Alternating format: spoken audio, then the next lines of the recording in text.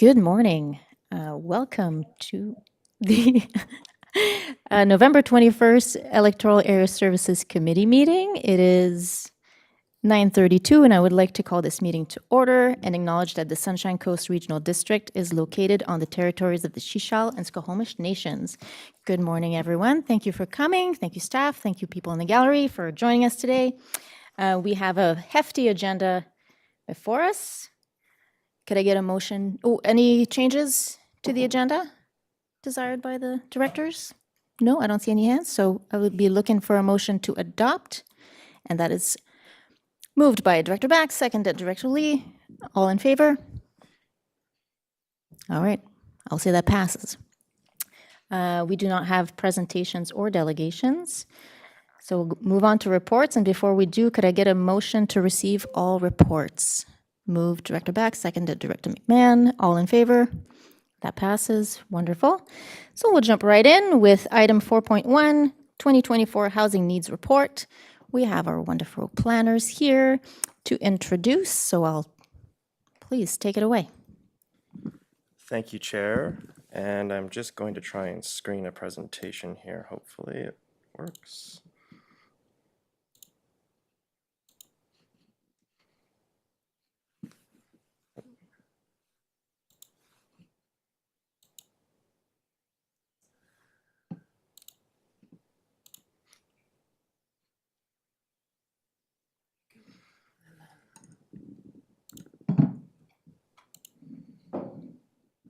Sorry for that. The Zoom was covering some of my functions on the laptop there. All right. So the purpose of this report is to present the Sunshine Coast Regional District's 2024 Housing Needs Report to the Board. The Local Government Act requires municipalities and regional districts to prepare housing needs reports using a standardized methodology set out by the province. Per the Act, the report findings must be considered when updating official community plans. The SCRD Housings Report is a tool that provides insight to decision makers for both current and future housing needs. It further provides a roadmap for understanding the evolving housing landscape and informs planning for land use and infrastructure to support growth capacity that meets community need in a cost-effective and sustainable way. KPMG worked in partnership with McElhenney to prepare the 2024 Housing Needs Report, and Chris Sainsbury and Ian Smedley from KPMG are here joining us virtually over Zoom to provide a summary of the key findings to the committee. Following KPMG's presentation, SCRD and KPMG staff will be available to answer any questions that the committee may have. Thank you. And I will turn it over to Chris Sainsbury. Good morning, directors. Can everyone hear me? Yes, we can. Thank you. So thank you for having us today. So today we're just going to walk you through some of the key findings from our housing needs report, which you should have received already. And as Jonathan just kind of mentioned, this is a provincial requirement that all communities across British Columbia need to complete a housing needs report. The other thing worth mentioning is it is a prescribed methodology by the province. So this is not a KPMG approach or a Sunshine Coast Regional District staff approach. This is very much a prescribed structured approach to how this was undertaken. And in terms of the purpose of the housing needs report, it's multifaceted, but really it's to help communities better understanding both their current and their future housing needs. Looking in both the shorter term, so sort of the 5-year outlook, as well as the longer term, the 20-year outlook. And in doing so, it helps communities like yourselves identify, existing and projected gaps in housing supply, but more importantly, as kind of a basis and understanding to inform future land use planning, future housing strategies and action plans. Next slide, please. Just in terms of the what the report covers, so it covers all the 5 electoral areas of the SCRD, so A, B, D, E, and F, where the Sunshine Coast Regional District has land use planning jurisdiction. And so just to be clear, so the Sechelt Nation Government District, Islands Trust, and the municipalities of the District of Sechelt and Towns of Gibson are not included in this study. The District of Sechelt and Towns of Gibson's and Islands Trust will be conducting their own housing needs assessments. So strictly the 5 electoral areas. Next slide, please. Just in terms of the key findings, so first looking, I guess, the shorter term, the next 5 years, as following the methodology, we came up with an estimate. The key finding is that approximately 930 additional housing units are needed within the next 5 years. And just to put it out there, this is not exact science, but this is kind of a ballpark figure based on the prescribed methodology. And just reflecting on the sort of the last 5 years, or at least from 2016 to 2021, a total of 420 new housing units were constructed and came online. So looking forward, if you think about it, that we're probably going to need double that in the next 5 years to meet the projected housing demands that come out of the study. Next slide, please. And just taking a longer term view, the estimated amount of new housing units needed over the next 20 years is approximately 3,000. And again, looking back at what was delivered in the previous 20 years, from 2001 to 2021, approximately 1,700 new housing units were constructed. So going forward, it looks like demand is increasing based on kind of these forecasts, and so more housing units will need to be constructed, almost double the rate of the previous 20 years. Next slide, please. And so those are kind of the headline figures and outcomes. There's a lot more detail within the report itself, but really just to mention that the findings of this housing needs report are really intended to provide the Sunshine Coast Regional District with an understanding of the housing needs, both current and future, within this prescribed study area. And really the aim is to help take those forward goals and estimates to really understand how they can inform future plans and initiatives by the SCRD, including developing different strategies to address these needs, to help determine the locations and where these new developments should be built, as well as the associated services that will need to support this growth in both a cost-effective and sustainable way. So that's pretty much the summary of the report, but we'd be happy to, we're open to take questions from the directors. Thank you very much, Mr. Stainsbury. Did staff want to say a bit more, or we're good? Thank you, Chair. I think Mr. Sainsbury has covered most of the bigger picture details, but we're here to take any questions that you might have. Thank you. Thank you so much. Okay, directors, I see some hands up already. Director Bax, go ahead. Yeah, I don't know how my hand got up so quick, but I have a question about the figures behind the 20-year projection. It's my understanding from previous workshops we've been told that we should expect 10,000 new residents on the Sunshine Coast in the next 20 years, but and the multiplier is that we've been using is 2.1 residents per household, and so the numbers that that we've been given here only bring us up to 6,300 new residents in the next 20 years. I wonder why this is lowballed like that. Maybe I can go first, and then my colleague Ian can add to that. Please. So we've followed a prescribed methodology. It also uses census data. So the last census was conducted a couple of years ago, and it will be refreshed soon. But just to mention, this is indicative. The other thing worth mentioning is that within our housing needs report, it will probably specify in a lot more detail the types of housing needed, and maybe going forward, sort of those housing units may not necessarily represent kind of the same housing units that are kind of currently predominant across the coast. But it's based on prescribed forecasts and estimates. Again, it's not an exact science at the end of the day. Thank you very much. Director McMahon. Thank you. Obviously, what this report shows is the lack of census data. And I'm just going to start with an illustration. On page 41, I'm informed that there are 290 mobile homes on the Sunshine Coast. Well, I can tell you right now that there are 290 at least in Elphinstone alone. Poplar's Mobile Home Park, which is in my area, has 203 pads. And I have 6 mobile home and RV parks in my area. So this is a vast undercounting of the actual existing housing. Is there any way to get better information than this, or are you handcuffed by the methodology prescribed by the province? Okay, Thank you, good question. I'm not sure if this is a question for staff or for the consultant. I'll let Manager Jackson determine that. Thank you, Chair. I'll probably defer this one to the consultant as they prepared the report and are most familiar with the methodology. Excellent. Thanks. Thank you. Ian, do you want to take this one? Sure. Thank you very much to the chair for the question. So the general answer is yes, the methodology is prescribed. So we are using the methodology, and yes, the data that is available is based on the census data that is the most recent, which is the 2021. So it does not reflect, things that have maybe changed since the census was done. However, what I would say is that again, to Chris's earlier point, the purpose is to give a direction and a magnitude of the change. Obviously, as the experts in your areas and in your regions, you will know and have a better understanding of the nuance to what those differences are.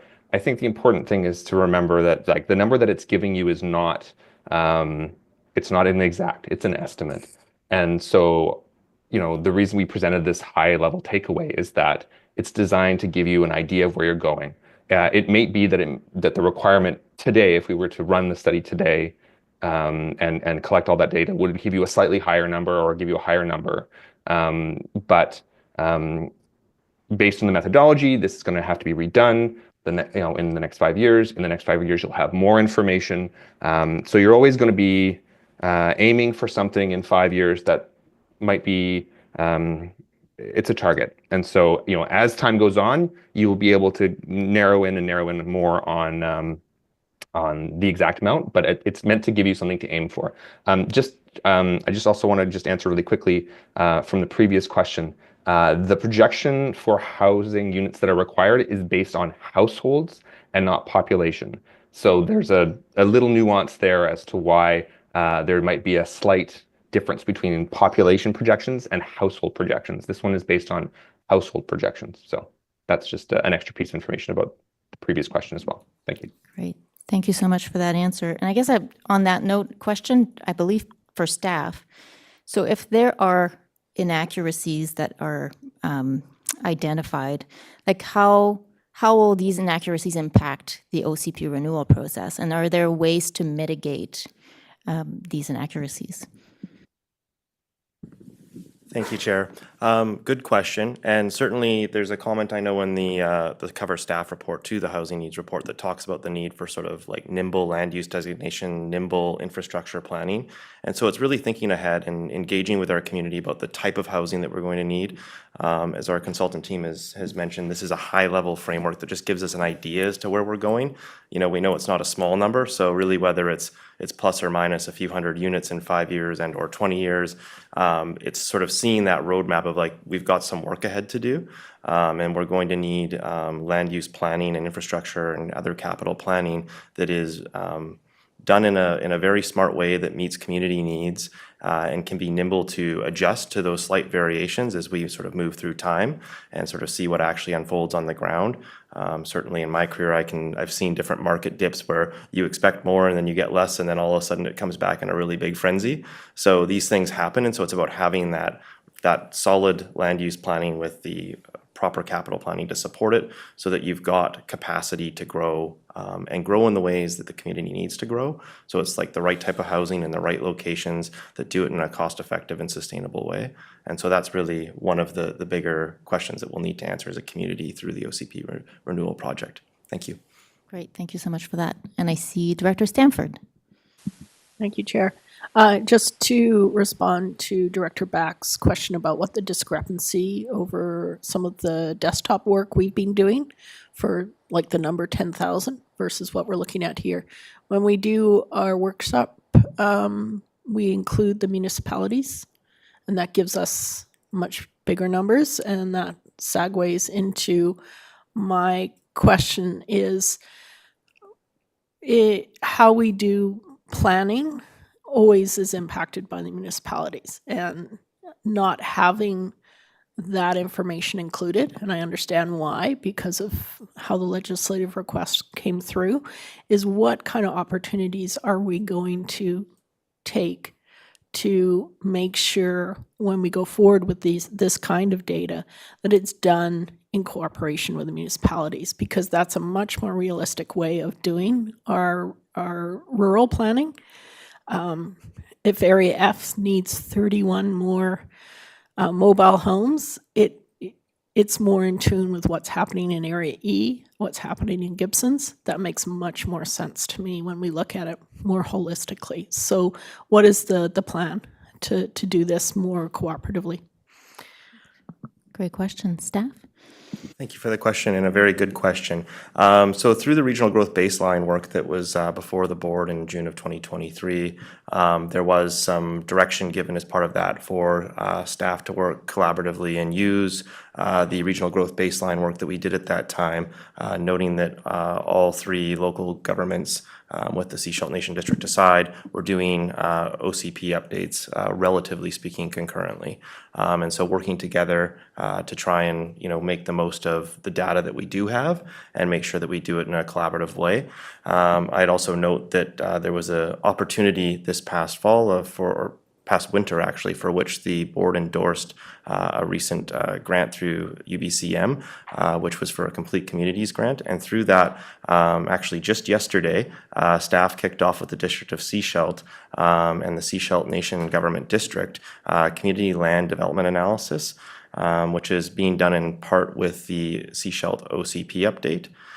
So that work is using some grant funding to help do a little bit of a deeper dive to figure out how we can both limit where we grow in the areas that it's not making sense, but also to figure out how we can really harness our services that we do provide as a regional district in a way that makes the most sense. So that's things like water, recreation, transit, solid waste.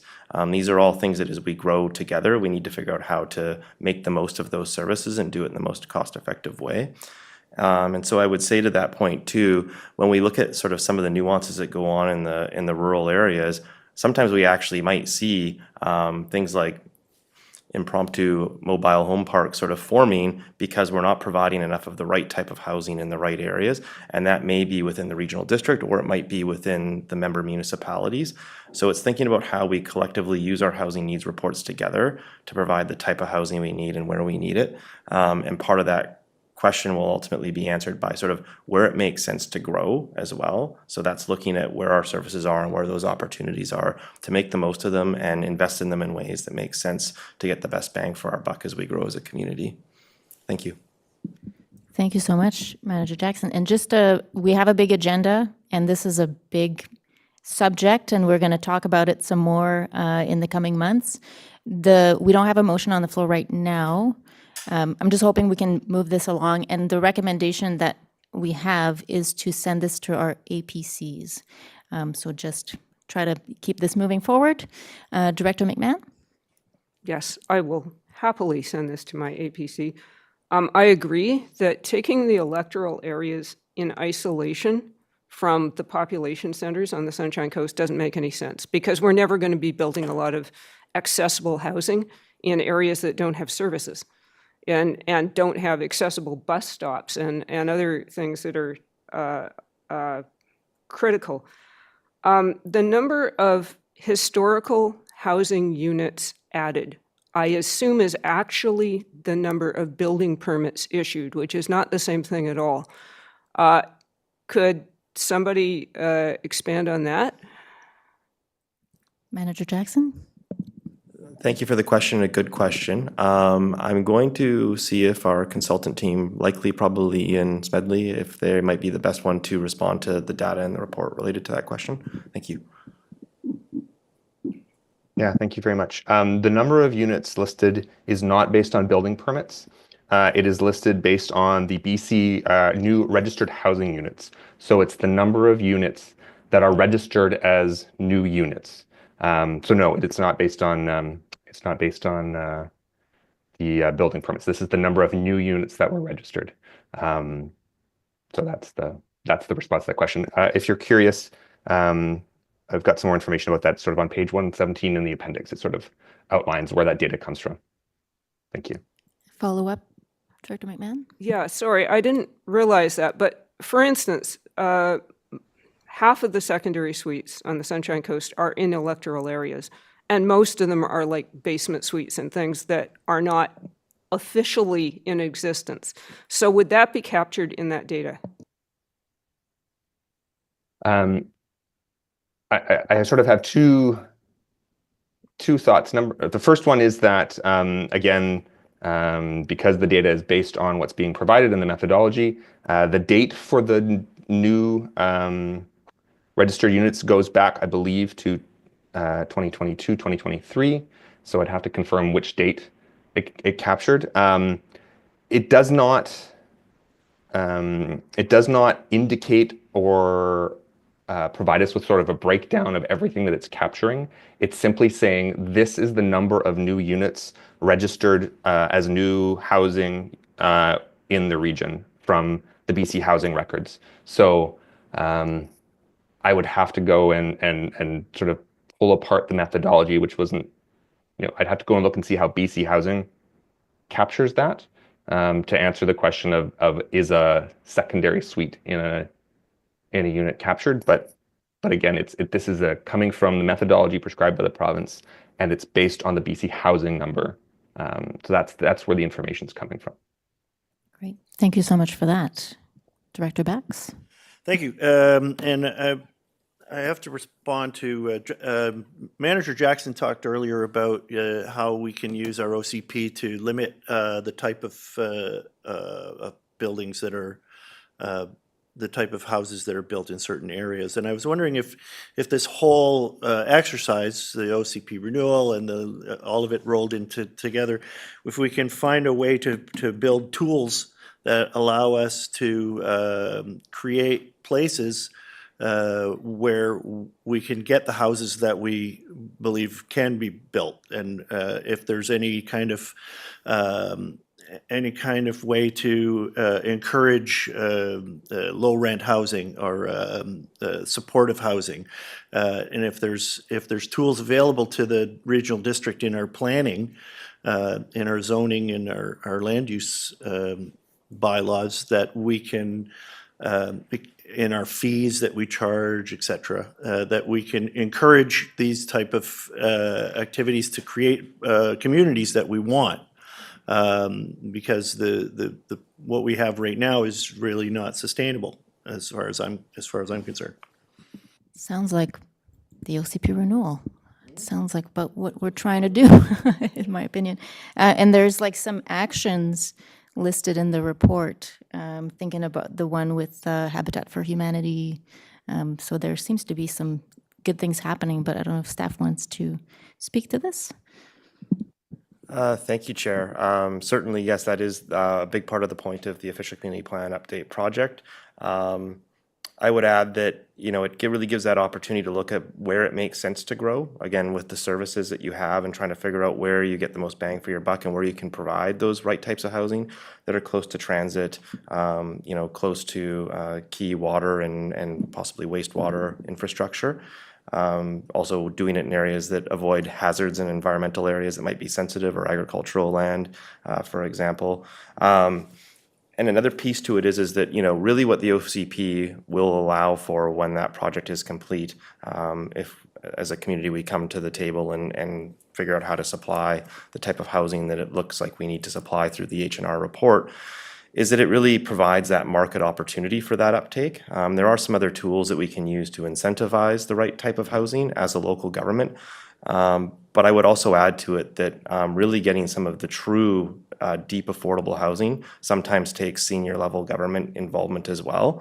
But by doing really great official community plans and having enabling zoning bylaws that help facilitate that type of government, it actually makes it more attractive to have those levels of government come in and help provide that type of housing because there's an easy pathway for them. So that's one other piece of the puzzle that I know we haven't often talked about, but it is part of it. Thank you. Thank you. So basically, the housing needs assessment is our objective. It is our North Star. This is what we're working towards. And then we're going to apply all the layers, the filters, the fire flow, the water supply, to identify where we can grow, and then we can color in those lines as to how we can grow, how we want to do this as a community. Right. Okay. Director McMahon. Okay, I'm only going to go at this one more time. And yes, it makes sense to look at our housing stock. Unfortunately, the data we've got is severely flawed here. I'm estimating off the cuff that between 10 and 15% of the housing units in my area are mobile homes and RVs. And that is not reflected in the data. It says that I have 10 apartment buildings. I do not. I have 2 duplexes. And I don't believe I have any semi-detached houses. So we're starting this whole process with information on our housing inventory that is wildly inaccurate. And this is not helpful in my view. And so the province has mandated that we do this, but they've also mandated, obviously, a methodology that is not giving us the data that we want. And if we want to collect better data, are we going to have to pay for it out of our own pockets? Like, how is this going to work? How are we going to get to a better picture of our actual housing inventory? And I guess I would say the question would be like, how will this data be used and by who? And because we do have other tools, we do have our regional housing coordinator has produced a report as well. There is local knowledge that we have access to, but like how important is the information that's in here? Like it's not completely accurate, it's not perfect, and hopefully we don't let perfection get in the way, but how, again, to the question, like if there are inaccuracies, like how crucial is it for us to correct them at this point?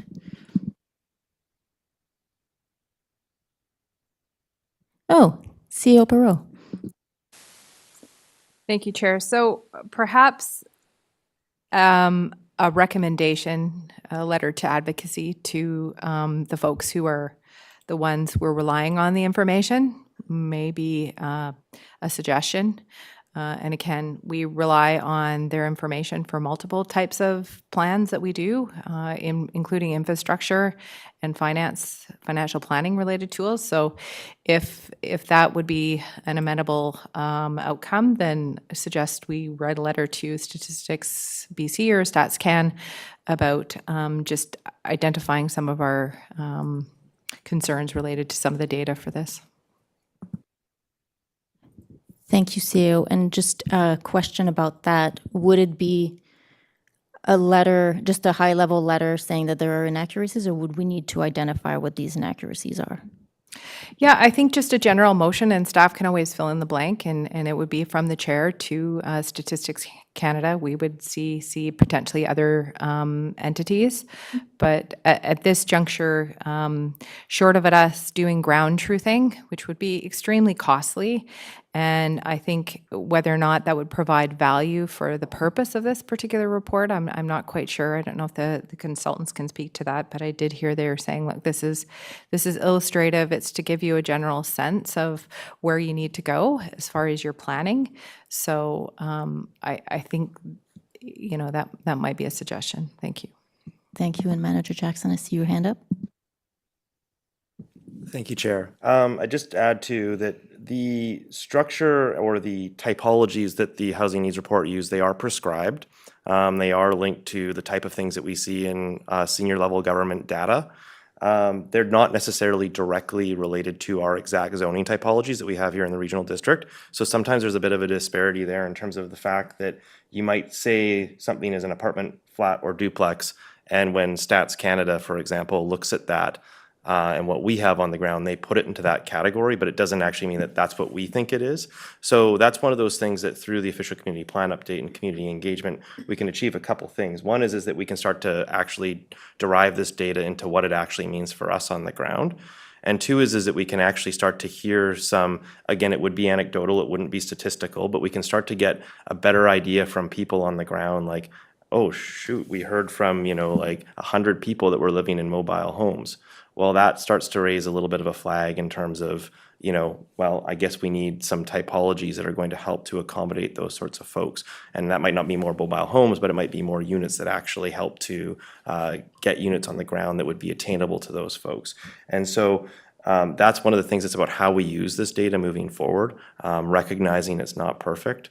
So I'll leave that there, and hopefully we can start to make good on this data as we move forward with our policy work. Thank you. Great, thank you so much. And we've yet to have a motion. Hoping we can move this along. Director McMahon? Right, sorry. I had to ask one more. I don't remember seeing a reference to BC assessment. So was BC assessment data not used in the report? I'm guessing this is for the consultant. So if one of you could answer that question, would be great. I'll pass this one to Ian. Sure. I'm just, to my recollection, BC assessment data is not included. I'm just wanting to clarify, the list of data sources, again, as I said, it mentioned it earlier, is in Appendix F at the back of the report. But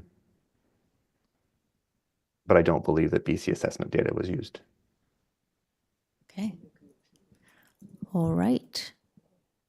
Director McMahon, you want to make a motion? Yeah, and BC assessment data is probably more accurate than the Stats Canada. But yes, I would like to move the recommendations on page 3. Thank you very much, Director McMahon. I do have a question on the motion. What are we asking our APCs to do with this housing report? Or do we have specific asks for them? Or are we simply just sending it out? Thank you, Chair. Because this is a prescribed methodology from the province, we're not looking for feedback on how it's done. That would not be proper. So we're just asking that they receive it for information and that they have a chance to see it and consider it as part of other policy projects such as the OCP update as those move forward, so that they're fully in the loop on all of the informing data. Thank you. And just to follow up on that, so it would be part of the future agenda, a future agenda for APCs, or right? That's correct. Or will simply be sent to the members? I'm hearing from my colleague sitting behind me that we will send it to the members. Perfect. Thank you very much. Director Lee. I was also going to suggest that we ask them to comment on it, but I'm not sure. I'm hearing that's not appropriate, which... Well, it's not a draft document, so it is what it is. So I'm not, unless we want to document some discrepancies which, this is, Yes, I'm not sure. I was thinking when we are proposing, but I don't see that in the motion. We were proposing to send something to the powers that be to say, get your act a little bit better for statistics. And I would be interested from our APCs what they see as missing in the report if we are going to draft letters to somebody. But I guess we're not going to. We're going to wait until staff provide details behind it. Am I correct on that thinking? Anybody know? Well, so the letter that we could send, it hasn't been put on the floor, but we could send a really high-level letter to the powers that be to say perhaps the methodology was a little, we could do better next time. So I'm not sure how much we want the APCs to dig deep into the weeds and find out, I'm open-minded, but I don't know how useful that would be. If directors think it would be very useful, we can talk about that. And if you wanted to make an amendment to the motion to add that advocacy letter, you could do that. I was going to, but I'm not so sure anymore. Okay. Oh, Manager Jackson? Thank you, Chair. Just wanted to add that in terms of the APCs receiving this information, one of staff's thoughts was that their insight that they would have, including where the data might not be quite up to snuff in their electoral area, would be that they would be helpful advisors, context advisors, as we've noted through the OCP update project, to help inform that data and say, well, yes, the report said this, the H&R said this, but we've seen this in our community, and that's like one more of those pieces of qualitative data that we can help gather through the OCP project to help inform land use decisions. So that was how staff saw it, as being a really helpful tool for APCs to receive. But certainly we're open to other ideas if the committee so chooses. Thank you. So on that, so would staff find it helpful if the APCs dug into this and surfaced some inaccuracies? The initial hope had been that it would be done through future referrals related to the OCP update project, so that it could be directly related to the questions we're trying to answer as part of that project, but have them receive it at this time to be informed for that project. I also note GM Hall has his hand up as well. Yes, GM Hall, please. Thank you, Chair. Staff are picking up on the conversation here. I think some framing questions that respect the APC members' time and generate the most value could be helpful. So staff can undertake that, taking into consideration where the committee is talking into on this. Thank you. Right. Thank you very much. Director Bax? Yeah, I see. One of the big problems I see with this report is that it's based on 2021 data from the last census, and that we're now, we're only 2 years away from the next census. They do one every 5 years, the bigger one being the 2021 one, and the 2026 census and we're closer to that than we are to the 2021. Mm-hmm. And and a lot has changed. The world has changed since then. And so there will be some inaccuracies, obviously, but we're hopefully we'll get some more data if we can. But I just wanted to make sure that the APCs, when I'll be going to the APC meeting, that this is going to be on the agenda with, and I'll make sure that they recognize that this is information that they can use in their future work. Okay, thank you, Director Bax. And Director McMahon? Yes, I would be happy to ask my APC for some suggestions here, but just sitting down with the SCRD mapping system, I was able to do an initial count of over 300 mobile homes in my area and about 150 RVs. And I'll just point out for the record that there are roughly 20 mobile home parks on the Sunshine Coast. They were built in the 60s and the 70s, so they've been here for a long time. And it's not, the RV situation is different. We have RV parks springing up all over, and it would be very informative, I think, for us to find a way to track that, because that has become an affordable housing solution that people are taking, even though the province does not recognize RVs as housing, permanent housing, which is an issue. But I'll stop ranting now. Thank you. Okay, great. So we do have a motion on the floor, and it's been seconded. And, oh yeah, I guess it wasn't seconded before. Anyone want to make any amendments? I see no hands. Okay, so let's hold the vote. All in favor? And that passes. All right, we're moving on. Thank you very much, staff, for all this good information, and thank you to the consultants.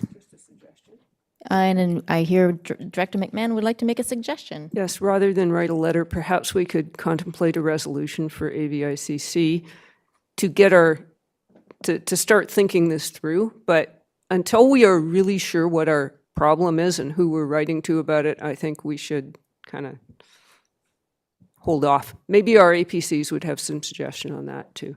Okay, great. Wise advice. Okay, so we're moving on to item 4.2, which is amendments zoning bylaw 722.9 and 337.123, consideration of third reading and adoption. And we have Mrs. Whitman, Clark, and Manager Jackson here to introduce.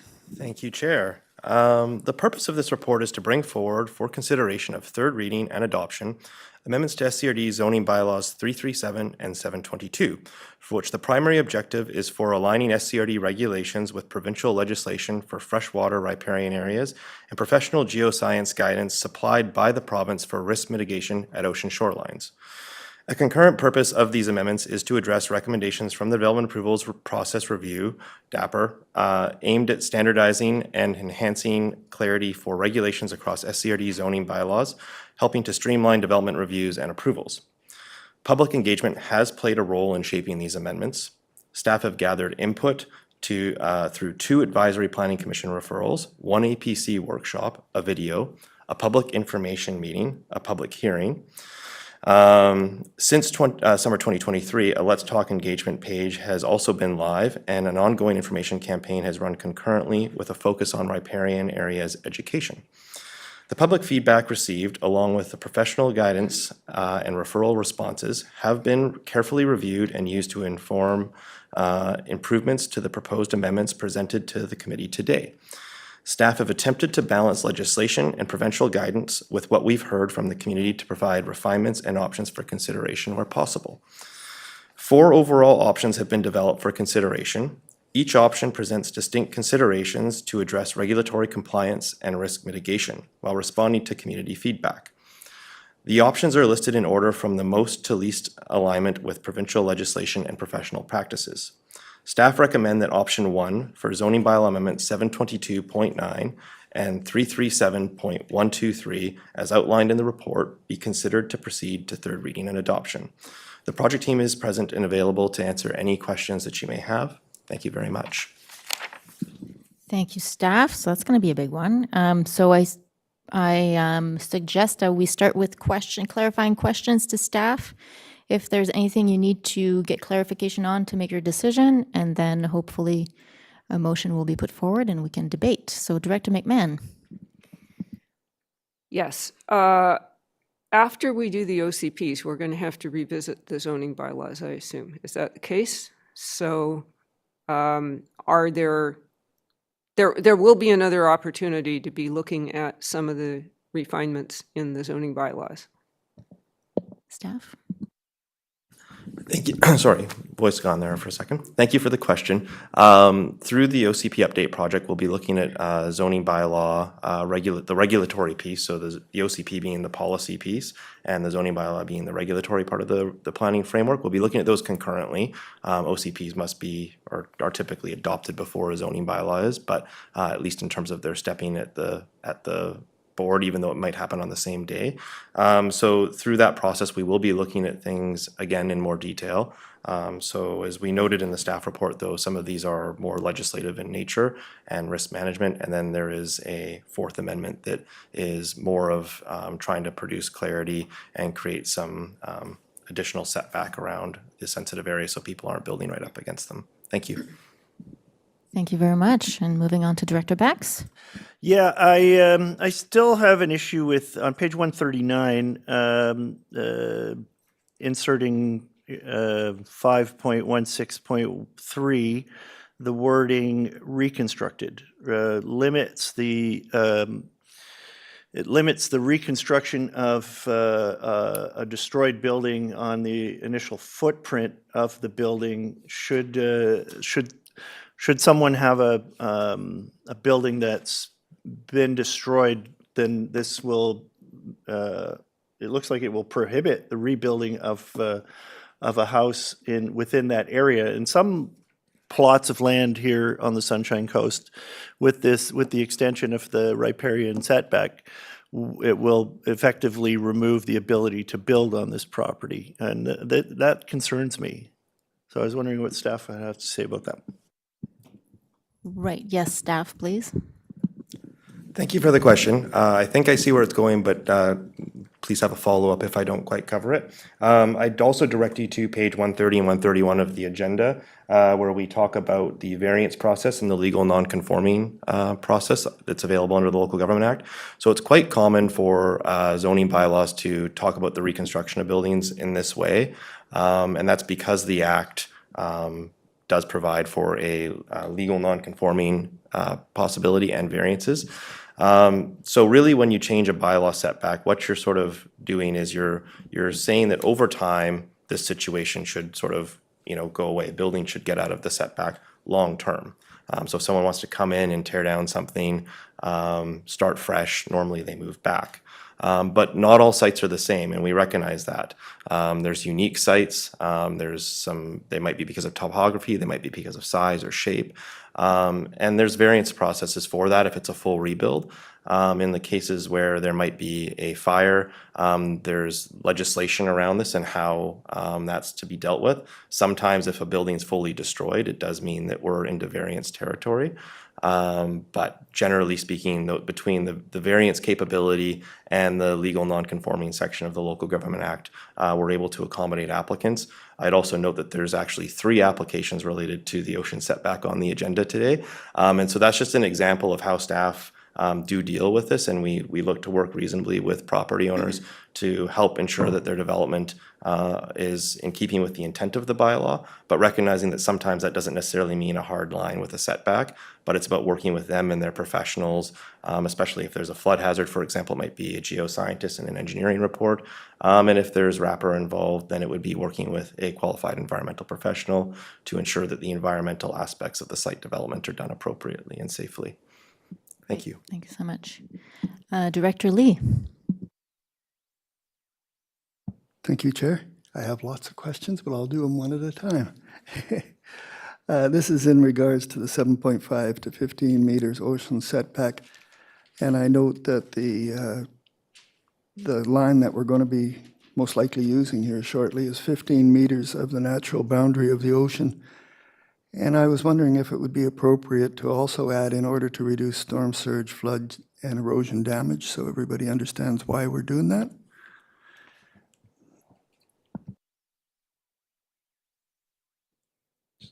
Yes, staff, please. I'm taking notes. Just didn't want to overstep there. Thank you, Chair.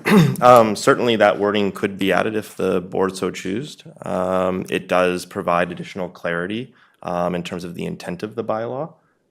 So that would emphasize that there is a geoscience reason why we're doing this, which is the principal reason. I would note there are sometimes environmental perception of public space reasons.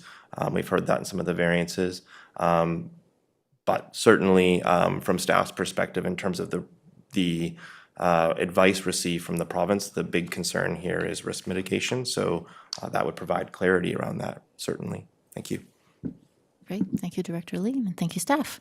Director McMahon. Yes, I note at the top of page 131 that the definition of structure does not address ocean access needs such as staircases. When are we going to get to that? Because I think that we really need to clarify that for waterfront property owners. Yeah, good point. Staff, any comments? Thank you for the question. I would say that when these amendments were brought forward, they were looking to implement primarily 2 legislative matters and 1 risk issue that was made clear to us from the province's advice through the 2 reports that they've done on this. And then there was an additional development approvals process review implementation item through the SPIA buffer. Getting deeper into the bylaw would have certainly extended the scope and the consultation needed. And that was something that at the time it was felt would be best put through to the official community plan renewal and zoning bylaw update. Staff are aware of these issues. It's certainly one of the complex matters that we have where we have one zoning bylaw that tries to weave its way through 6 OCPs and then a separate zoning bylaw that has its own OCP. And they all say different things and were adopted at different times. So it's actually not the same answer for each bylaw, which is just a further complication in an understanding matter that does cloud the clarity a little bit. And we've tried to outline it there in the table on page 30. I think I've got that right. Yes, 130, sorry, my apologies. And currently what we often see is there may be some structures that might have been, developed that maybe needed a building permit and approvals and happened anyways. We don't know about those unless we're told about them. Sometimes people we see step down their access structure to meet the bylaw and avoid variances, and other times that we do see variances. I know there was one on a recent committee that involved access to the ocean. It also had some geotech matters as well associated with it, which we often see with our steep topography. But this is one of those things that staff know is there, and we're certainly happy to take that work on when the board so chooses to direct it. Thank you. All right. Thank you. And I'm going to go to Director Stanford because she has not spoken yet. Thank you, Chair. I think for those of us that have been part of this process, we've had lots of time to keep reviewing the planning concepts around what's being asked here. But I keep coming up against community confusion about what all this means. And I'm hoping to see a much more comprehensive communication strategy as to how this is presented to people that are not clear on planning definitions. One of the things that I don't really see covered clearly here is the idea that if an area, a planning area has a zone that allows for a dwelling, you can't sterilize a piece of property due to environmental aspects, that you have to be able to provide some form of building opportunity. Might require a variance, but there's so many comments here that say, if my house burns down, I cannot build. And I don't think we've addressed that idea that we cannot sterilize a property. So that's just sort of an overall direction that plain language communication on a complicated subject needs to be advanced out on these bylaws. And then just a little comment quickly on page 178. There's somebody from Gambier that's got a whole list of concerns about this bylaw, and I just want to make sure that person was responded to, because this does not cover his concerns. It's different OCP, different bylaws. Thank you, Director Stanford. And yes, I think some real life examples, I thrive on those. And I think people can also have a better idea of what we're trying to do or how it's going to work out when they can see a real life situation. So those would be great to have. Director Lee, I'm going back to you. Oh, sorry. Did you want? Yeah, sorry. Response to Director Stanford's question about. Certainly. Thank you, Chair. Sorry, my camera's off. Apologies. Yes, thank you for the comments there. We've taken a note on the resident on page 178. We'll make sure that we'll cross-check if they weren't responded to. We'll make sure that they're responded to directly to make sure that we have covered off that clarity that they're not part of that bylaw. In terms of the clear and plain and simple language, certainly we do plan to work with our communications team and develop some information on the Let's Talk page following the outcome of whatever the committee decides, to make sure that it's clear what's going on. I'd also point that we've done our level best here. They are complicated solutions to complex problems, I would say, and they're not always easy to communicate. We've done our best in a chart in the report here. Page 130 and 131 do talk about some of the ocean access and issues concerning non-conforming and small and unique properties. It's quite common that this happens, when you establish a setback, they can't account for every single property. There's unique ones out there. And the intent, both at the local level and even at the provincial level through RAPL, is not to sterilize these properties. In fact, some of the legislation around making sure that properties are not created that will actually force those future hardships. That's part of the reason for the legislation, because the province doesn't want to be entertaining those. They're difficult, they're challenging, they're costly for property owners to go through it because there's more reports involved. They may not get the dream home that they wanted in the end. They'll get something, but it might not be what they wanted. So that's one of the reasons that the legislation's trying to prevent those hardships from occurring through future subdivisions. But certainly we will do our best to make sure that we have a clear communication strategy around whatever the committee decides to do with the bylaws. Thank you so much. Excellent. Thank you, staff. Okay, Director Lee. Thank you, Chair. I have a concern, and it's about bylaw 722, which is actually not in my area. But my concern is it might end up in my bylaw, 337, or a future harmonized bylaw. And that is 516.2. And it's the one that says no removal, alteration, or destruction of vegetation, soil removal, or deposit may take place within a 15 meter of the natural boundary of the ocean. That's effectively making a SPIA in the ocean, between the ocean and where you can actually build. And yet waterfront properties very often have cement paths to the water. They have built stairways built into the ground, not built with wood, but actually rocks and cement. Some people have launching ramps that they put their boat in, and they have to have a road to them. My problem is not with the statement. My problem is that it's subjective, and I don't know how it could be objective. In other words, how you would get permission to do these things. If it's a SPIA, you don't. And I don't believe that's the intent of this, so it's really open-ended. And I'm not sure, I sure wouldn't like it in bylaw 337. I'm not sure how everybody's happy with it in bylaw 722. But I don't know. I wrote this down. Hang on, let me find it. You probably know. I think I can turn the committee's attention to page 149 of the agenda. Yeah. Thank you. Anyways, I wondered if you could comment on that. Like, how do you get around that today?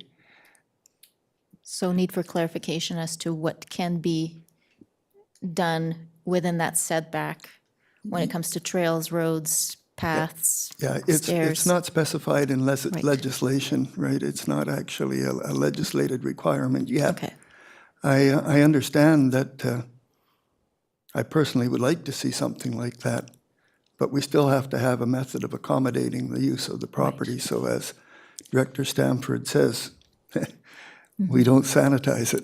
Right. We have to have ways of making the what we consider reasonable okay. So what mechanisms variances. are Yeah, in place? Okay. yeah. There's Any comments from staff? Thank you for the question, and a good one. I guess 2 points. The first one is certainly when we think about the differences in the two bylaws, it's one of the reasons that we've tried not to go deeper than we've had to in this particular amendments to try and meet the legislative tests, implement a DAPR recommendation without fully opening up the differences between the two bylaws. Because certainly we recognize that each electoral area is unique and has its own both like physical uniquenesses that need to be addressed by bylaws in some cases. So even if a bylaw was harmonized, there might be exemptions for certain areas in some cases. That's something that was not part of the scope of this work, so that's why it's not before the committee today. In terms of that particular 5.16.2 wording, my understanding is that was in the bylaw to authorize ticketing when illegal work was done in development permit areas. So I think the interpretation of that is that it's if someone's doing work without a development permit, where there's a development permit required in those areas, then it gives bylaw the enforcement the ability to take action on that. I might rethink some different wording if I was rewriting that one today, based on the guise of needing clear and simple language. But that was the intent of that particular regulation. Thank you. Thank you. And am I understanding correctly that this is already through bylaw 722, that is already happening? And so how is that, has there been a lot of issues since that bylaw has come into effect? Thank you, Chair. To my knowledge, I don't think there's been any issues with the interpretation of it so far. Staff are certainly, when we have bylaw regulations like that, we're looking to use them practically. So it's not sort of a punitive thing that if someone's out there planting their spring flowers, that staff are out there looking to ticket. There's cases where there's bylaw complaints and there's a development permit area and someone did not first obtain a development permit, that's when we would see bylaw enforcement action taking place. Most folks, though, I would say, come in and ask the right questions before they go and start doing significant works that might put them in that situation. And if there is a development permit area, then staff would help them through that process. Thank you. Great, thank you very much. Who's next? Director Lee, did you want to follow up? Yes, I would guess the answer to this is different each area. In my area, pretty much all waterfront is got development permit areas because it's steep, and the lakes already have a SPIA between them, and so it's looked after. I would rather see the development permit area solution. Actually, it's cheaper, simpler, and clearer, but I'm okay with it. I'm not going to, I just needed an explanation. I'm good. Great, thank you, Director Lee. Director Bax.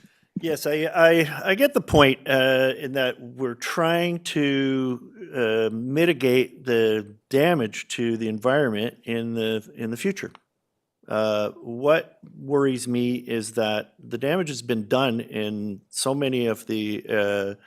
Sorry, I'm just going to stop you. Is it a question for staff? Like, It's a we're not question- debating it's just a- yet. It's a question for staff. Okay. So the question is, what is the cost of a variance, and is there a lower cost for a hardship variance? Is there a distinction between the two? I will defer to staff on that one. Thank you for the question. So I would say that a development permit, when a development permit is authorized, is one way that we can actually protect, enhance, and restore a situation. If there is language in the development permit area, as we know from our development approvals process review, our development permit areas are certainly in need of a little bit of a brush up and polish. They don't meet all the legislative tests in all cases, and the language is inconsistent from area to area, so it's difficult for me to give exact examples in every area because they're actually different. But generally speaking, when it allows or talks to preservation, restoration in those development permit areas where that's relevant, that's something that we can look at through that process. The cost of a variance is about $3,200, we are thinking, without having it up in front of us.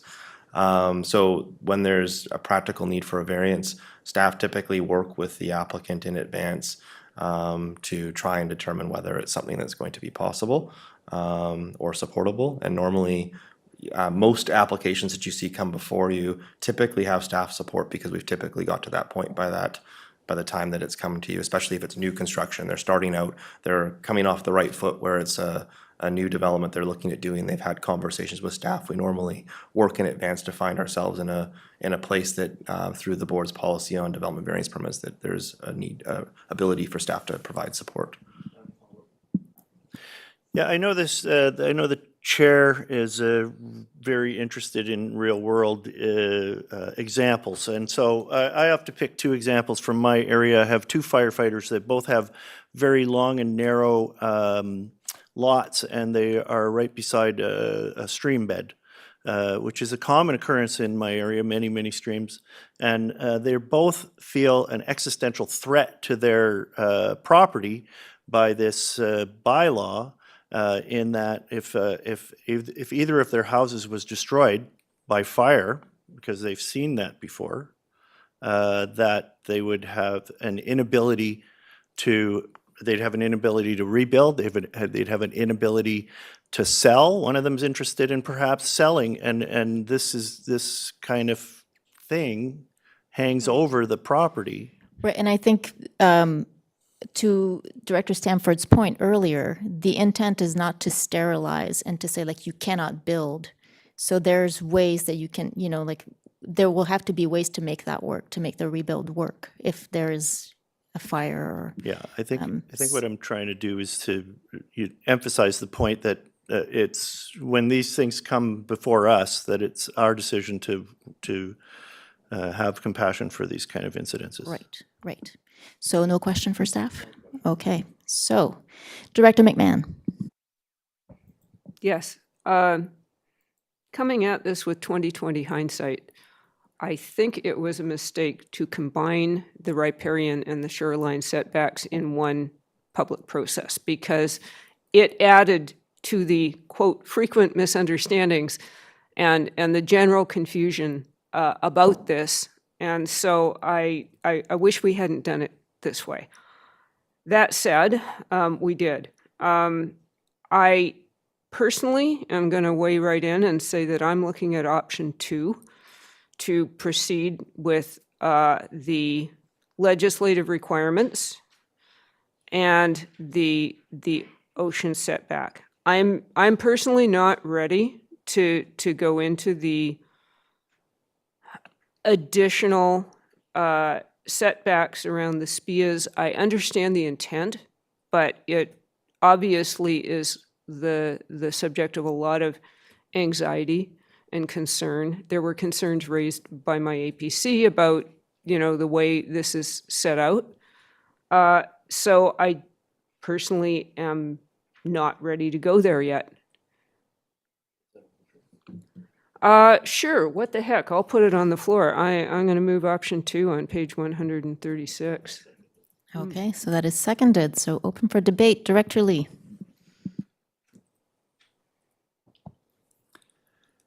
I too am in support of option 2, but before I go there, I got some amendments to the motion as well, and they would be, could be amendments to option 2. Is it okay if I ask some questions about that? Okay. Sure, I'll allow it. Good, thank you. The bylaw 722.943.431D. Oh, you're going to want to know what page that's on. Yeah. It's, yes.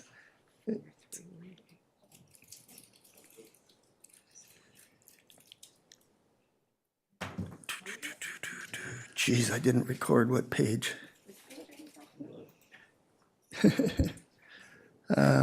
It's in one of them. Anyways, what I wanted to say about it is, it reads, area of land inclusive of and below the natural boundaries of a water course or water body, including without limitation a lake, pond, river, creek, spring, ravine, or wetland, whether or not usually containing water. It appears that if you have casual water, or in fact a drainage ditch that doesn't go into a riparian area, that it would actually become a riparian area because of that clause. And so I would like, is that correct? Or is that clause been sanitized enough now to only refer to the riparian area protection regulation, where there's a reference to areas that support the life process of protected fish? Okay, we're all struggling to find the page and 148, you say? And which, okay. Well, I'm not sure. Yes, okay. While we do this, staff. If I may direct actually the committee's Yes, attention please. to page 143 of the agenda. you. This particular bylaw criteria does appear on other pages as well, but the proposed amended version is on page 143, where some of that wording is actually crossed out because it's already included in the definition of a water course. It also is more nimble to flow with provincial legislation that way and just not be overly prescriptive. So I think that was something that was historically in the bylaw, and then through the amendments and the feedback we've heard, there's a proposal to actually strike that from there. Okay. So as shown on page 143. Is that Thank an you. option 2 or not? So question, these amendments are in all options, options 1 and 2, or only in option 1?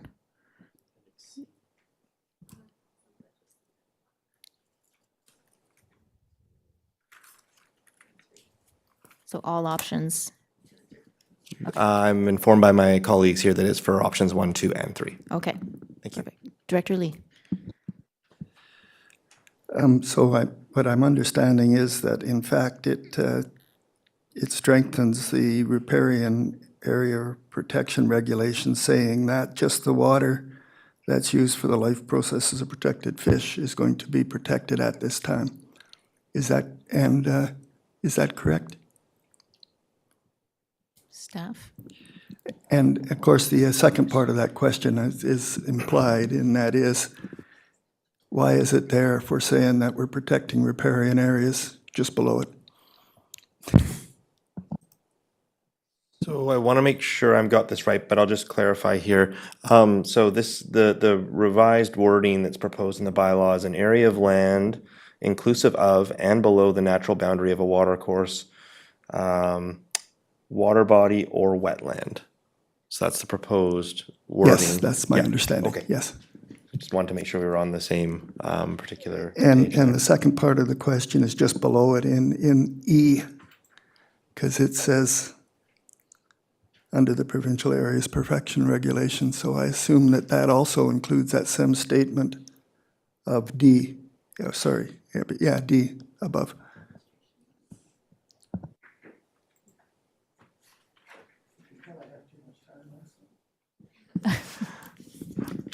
Just Okay. ask for a moment while I confer with my staff. So is the question, how are D and E different, or? Yes, Okay, and why is E there? okay. Ah, okay. If I could suggest, Chair, maybe we need a little recess. break? Yeah. Yes, thank you. I need a break. Okay, let's take a 8-minute recess and reconvene. That would make it 10:50. Let's do 10:50. 10:50. Great. And then maybe Len can get some of his questions. 'Cause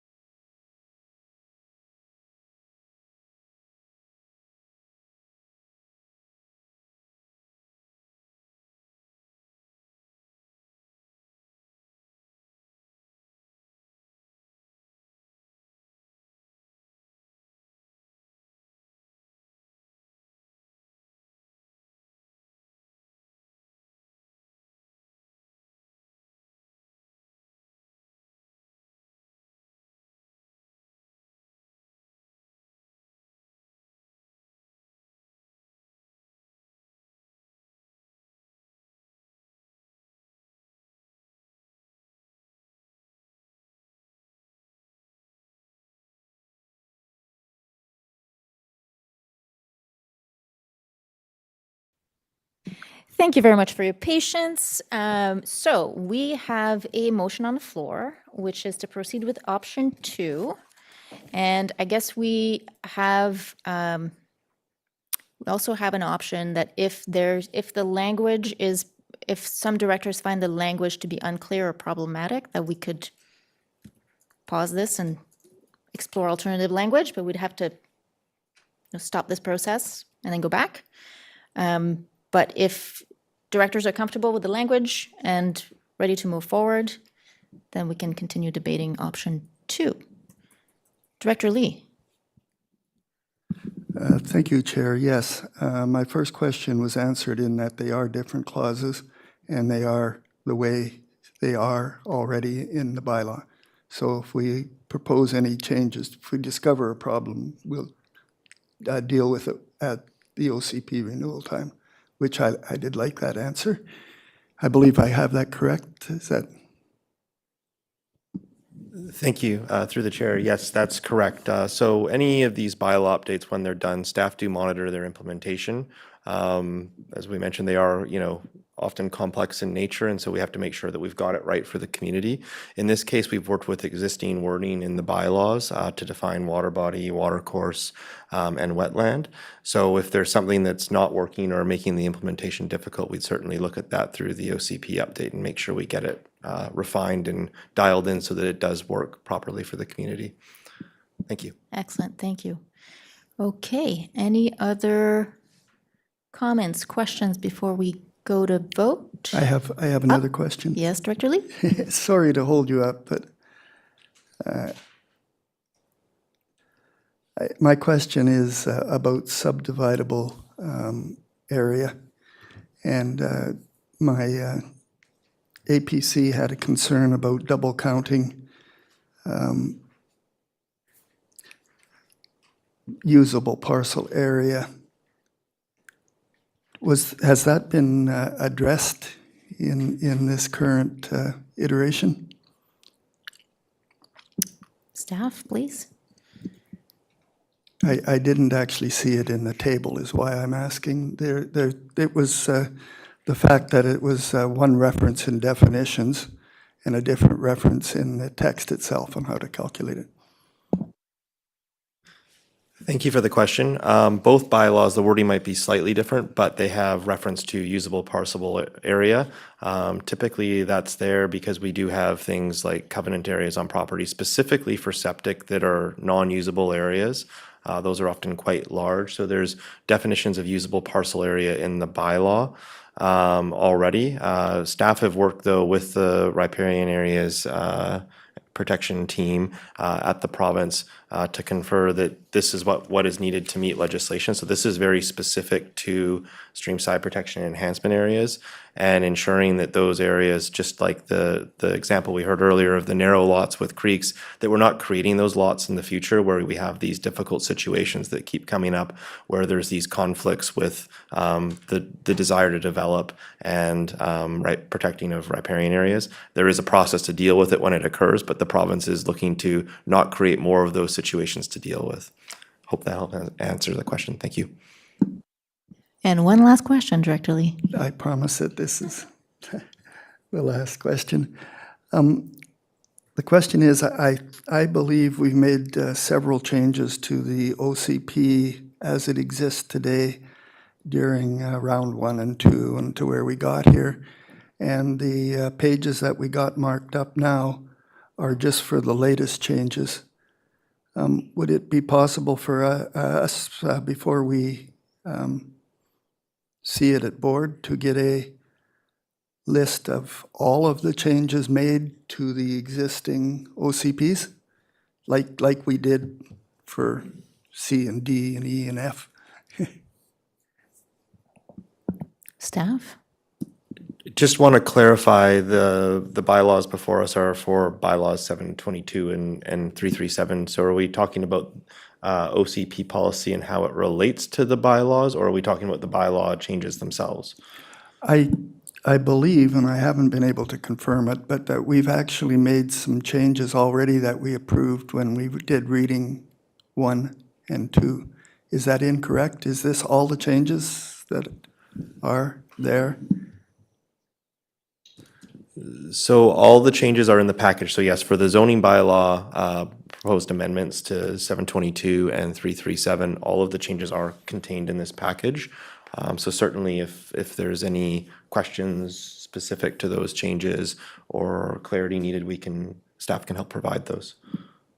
Okay. So the information's there, so certainly if there's something more needed, we can certainly ensure that the committee is got all their questions answered.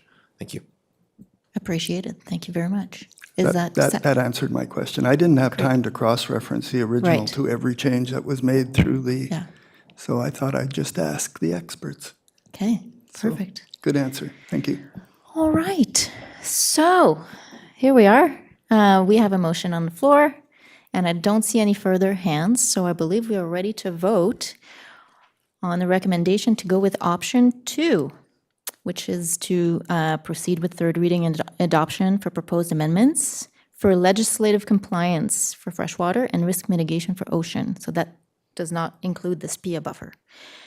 Okay, all clear? One question. Oh, Director Bax. Yes, so the option 2 is shown on is it Appendix B within the page 136, so that's appendix. No, it's not an No, it's not an appendix at all. 136. Yes, the option 2, but then there's in the following pages, starting on page 139, there are appendixes A, B, and C, and I wonder which option 2. I believe, and correct me if I'm wrong, staff, that the changes that have been made apply to all options. So the only difference with option 2, correct me if I'm wrong, is that we're not including the SPIA buffer. Is that correct? Thank you for the question, and that is correct. So this would just be proceeding with the legislative compliance for wrapper and the risk mitigation ocean setback. Thank you. Okay, now are we ready to vote? I will call the question. All in favor? And that passes. Director Lee? I do believe that the changes also give us clarity to the calculations for usable parcel size, which we didn't mention, but I am happy with it. Thank you. Amazing. Thank you so much, staff. Thank you, directors. And there's a further motion from Director McMahon. Yeah, I appreciate the intent of the additional SPIA buffer area. So I was going to move that staff provide education for property owners on best practices around riparian setbacks. Do I have a seconder? I do have a couple of seconders. Excellent. Directors or staff, any comments, questions, clarification needed? Good. Okay, so I'll call the question. All those in favor? And that passes. Excellent. Okay, moving on to item number 4.3. Thanks, everybody, for following along.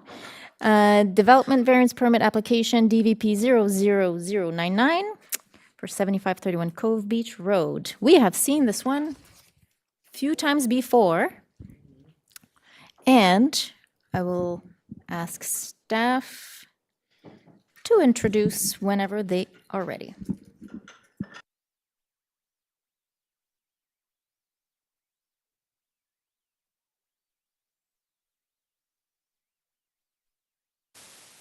Thank you, Chair.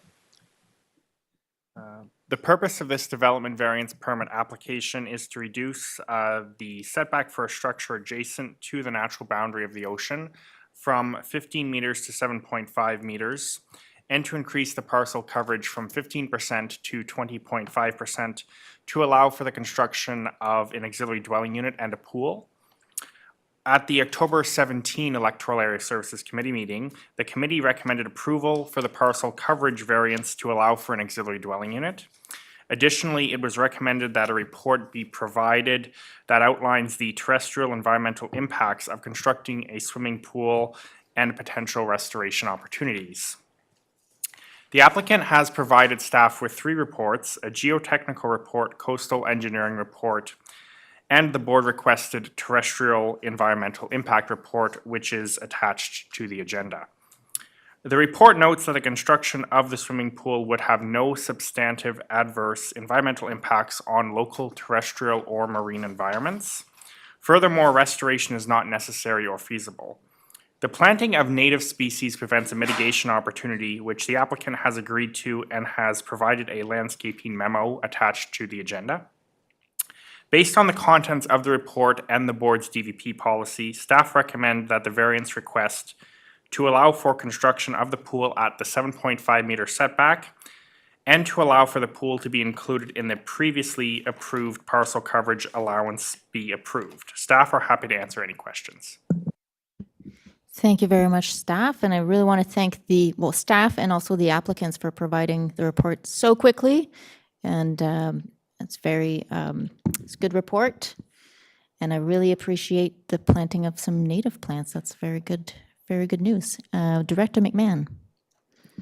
Yes, indeed. Given that the applicant has done everything we've asked and in a most expeditious fashion, I am happy to move the recommendations on page 527. And that is seconded. Thank you, Director Stamford. Were any further questions or comments? I will then call the question. All in favor? And that passes. Thank you very much. Okay. Oh, yeah. Okay, so moving on to item 4.4, Development Variance Permit DVP 00109, 5317 Taylor Crescent. And I have Planning Technician Rajala, Mr. Rajala here, to introduce. Thank you, Chair. So the purpose of this development variance permit application is to reduce the minimum setback from the natural boundary of the ocean from 15 meters to 12 meters to allow for the reconstruction of a single unit dwelling and a new deck. Staff have evaluated the requested variance based on the board's DVP policy and recommend issuance of the permit as allowing for reconstruction of an existing structure on the existing foundation and footprint. With only a small further encroachment to square off the deck, this is seen as a reasonable request. Staff are happy to answer any questions or concerns. Thank you, staff. And I just got to go through my little script here. Having heard staff's introduction of the proposed development variance permit, if there is anyone in the webinar audience or in the boardroom wishing to speak to the application, we ask that you raise your hand. If attending virtually, please use the raise hand tool or *6, and I will unmute you in the order of hands raised. When you speak, please give your full name and, if you wish, your address for the record. In order to keep our meeting moving, we ask that you please keep your comments focused and limit them to 3 minutes.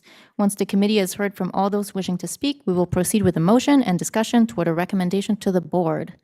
Okay, anyone wish to speak to this? No one in the Zoom gallery, no one in the real gallery. So, any questions for staff, or would anyone like to put a motion forward? We're on page 593, if you're the agenda without all the... 570. Where I am. Oh, that is correct, 579. Yes, thank you. So, directors. Okay, Director McMahon. Yes, I would like to move the recommendations on page 579. Do I have a seconder? I have a seconder, Director Stamford. Thank you very much. Any further questions, comments, debate? I will call the question. All in favor? That passes. Thank you, staff. And don't go too far because there's another one. We are looking at 4.5 on page 593. Development Variance Permit DVP 00100 798 Marine Drive. And staff, once again, could you introduce this? Thank you, Chair.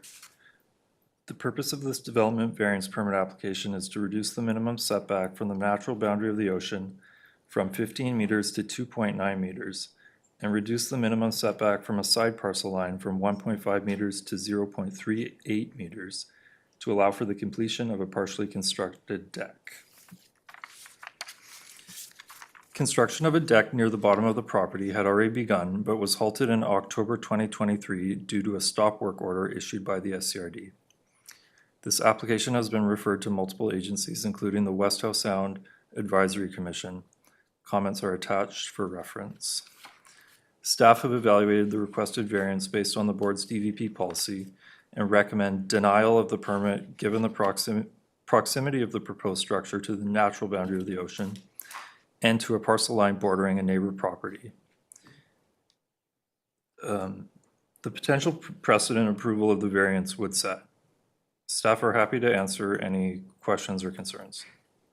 Thank you, staff. And I'm not going to go through the script again, but if anyone wants to speak to this variance, please raise your hand online. Anything? I don't think anyone wants, okay. So no applicants. Director Stanford. Yes, I'd like to move the recommendations as presented on page 593. And that is seconded by Director McMahon. Any further discussion? I will then call the question. All in favor? And any opposed? Didn't staff recommend that we? The recommendation is to deny. Oh, okay. Okay. Should I call the vote again? Oh, I got it. Okay. Call vote again. Okay. Is that okay to call the vote again? Okay. I'll call the vote. All in favor? Okay, that passes unanimously. Thank you very much. That's okay. Moving on to 4.6, Official Community Plan Amendment 640.6 and Zoning Bylaw Amendment 722.10, consideration of third reading, and that is on page 604, and Manager Jackson is here to introduce.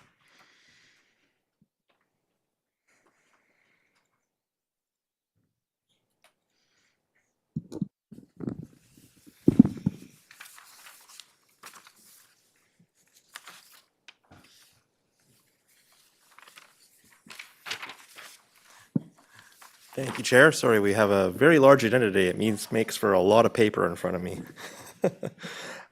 This report provides a summary of public hearing comments related to Official Community Plan Amendment 640.6 and Zoning Bylaw Amendment 722.10. I should note that's to the West Howe Sound Community Plan. And the property is located at 1691 Jensen Road in Area F. The purpose of the amendment is to change the OCP land use designation from agricultural to residential, zoning designation from agriculture or ag to residential 1 or R1, and subdivision district from I to C of the 0.3 hectare non-agricultural reserve portion of the subject parcel. So just the 1.3 hectare portion of the parcel. The applicant's aim is for the amendments to enable a subdivision and residential development of the portion of the parcel outside of the ALR, the outcome of which would be one new 0.3 hectare residential lot. Staff recommend the Official Community Plan Amendment 640.6 and Zoning Bylaw Amendment 722.10 proceed to third reading. Staff are happy to answer any questions. Thank you. Great. Thank you so much, staff, for this introduction. Director Stanford. Yes, thank you. I am happy to be able to make the recommendations as presented on page 604, but I would like to make a couple of comments. Because this is part of the ALR, this consideration is not done lightly, even though it's a very small part of an ALR property. There were comments at the public information meeting about the importance of ALR, and that was taken into consideration when we look at this. Also, there were community concerns about the general use of the larger property. It doesn't fall into this particular question, but I want to assure the public that we are going to consider further community meetings to help address some of the concerns that were brought up at the public information meeting. And finally, that I do really encourage the proponent to consider building materials in line of fire smart and to make use of all opportunities to fire smart this particular property as much as possible, given its proximity to a fairly dense suburban community. So those are the things, but other than that, I'd like to forward the recommendations as presented. Thank you, Director Stanford. That was seconded by Director McMahon, and thank you for those comments. Very useful. Director Bax. I have a question about process. Has this been sent to the Agricultural Land Commission for review? And there's feedback in the report? Staff, would you like to speak to that? Thank you for the question. As an adjacent application to the Agricultural Reserve or Agricultural Reserve, it has been referred to the Agricultural Land Commission at the appropriate time earlier in the amendment process and prior to the public hearing as well. I would note that the 0.3 hectare parcel or portion of the parcel that is under application was actually a previous exclusion. One might more simply call it a land swap within the ALR, but the Agricultural Land Commission sees it as an inclusion and an exclusion application that were previously done about 5-6 years ago that put a portion in the center of the Agricultural Land Reserve part of the parcel into the ALR that wasn't previously in the ALR, and then removed this portion, and at that time all the proper process was followed with the ALC. Thank you. Great. It's we've seen this so many times, it's hard to keep track of what what's been done and what hasn't. Okay, perfect. So are we ready to vote? I don't see any more hands. I'll call the question. All in favor? That passes. Thank you very much. And then moving on to item 4.7, zoning amendment bylaw number 722.4, 1447 Storvold Road, consideration of first and second readings. That's on page 622. And I have Planner Copes here to introduce. Thank you, Chair. The purpose of this zoning amendment application is to allow for an assembly use to occur on the property and to further allow for 2 auxiliary dwelling units. The property in question is known as Deer Crossing the Art Farm, which aims to provide space for cultural and educational gatherings and subsidized access to agricultural land and affordable housing. The application has been evaluated through the policies of the West Howe Sound Official Community Plan. The OCP allows for consideration of spiritual and cultural gatherings on property such as this one, as well as encouraging agriculture and affordable housing. The applicant has conducted a public information meeting, and the application was referred to the West Howe Sound Advisory Planning Commission.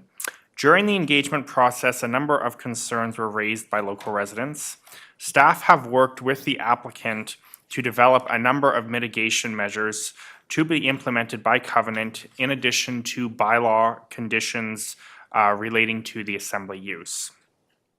At this time, staff recommend that the bylaw receive first and second reading and that a public hearing be scheduled. Staff are happy to answer any questions. Great. Thank you very much for that introduction. Director Stanford. Thank you, Chair. Looking at this, I still find there's a number of areas I'm not clear on. I'm not clear about exactly how this supports local agriculture. I didn't see specificity in those plans.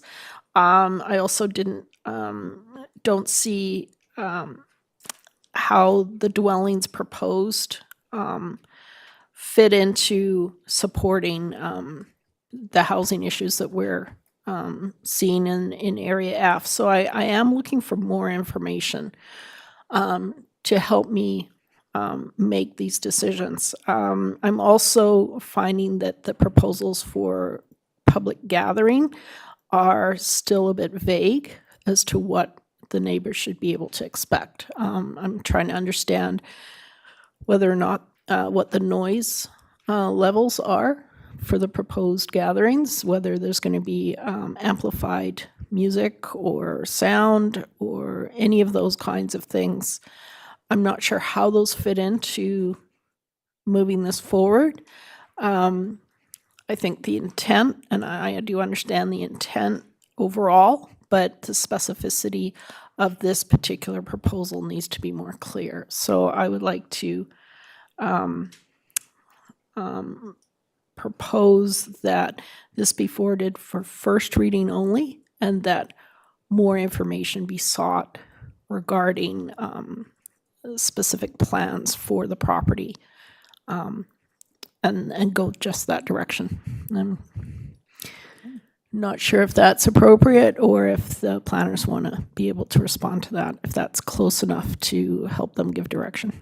Right. Does planning need more clarification as to what information needs to be provided?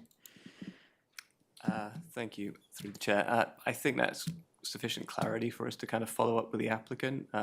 We do have probably some details on some of those pieces already in terms of the uses they're proposing. I think they are wanting to keep the uses fairly flexible, because I think they're proposing a variety of different types of gatherings. But we can certainly follow up and say, based on the board direction, we're asking for further specificity on some of those uses and what they would actually look like. Great. Thank you. Awesome. Okay, Director Stanford? Okay, and so was that a motion? Okay, but do I have a seconder for the motion? I do. Perfect. And so Director Bax. Yeah, I'm familiar with this group, and I've seen some of their work, and they do work in they do work offsite as well a lot, and I'd be very interested in finding out more information. So at this point, we're going to be asking them would there be another public information meeting, not a hearing? So we're just doing first reading right now, and then asking staff to report back with more information about land use in this particular item. Okay. So the public hearing will be further down the road, but we're just kind of waiting, Break on asking for that. more information from staff first. All right, thank you. Director McMahon. Yes, in the staff report, I'd also appreciate a bit of history, because I understand there's been a number of previous applications for the same property that may not have been followed through on. I'm not quite sure, but I would like to know what the history is. Thank you. Great. Director Stanford. Or did we want, oh, sorry. Did you want to comment on that? All good? Sorry, just to clarify, were you talking about previous applications or? I understand there have been previous applications by the same owners regarding the same property. This application has been in the works quite a while, so we have been working back and forth. So maybe that's what you're referring to, that I think it came in. Yes, this application, I believe, was submitted towards the end of 2021. I am personally not aware of any applications that were previous to that in the last few years. Follow up, Director McMahon? Well, I remember reading an Art Farm report on the intent for the use of this property as an experimental farm or something like that. And that is before COVID. So, yeah. GM Hall. Thank you, Chair. Staff can clarify the development history as part of following up. Thanks. Wonderful. Thank you so much. Director Stanford. I forgot.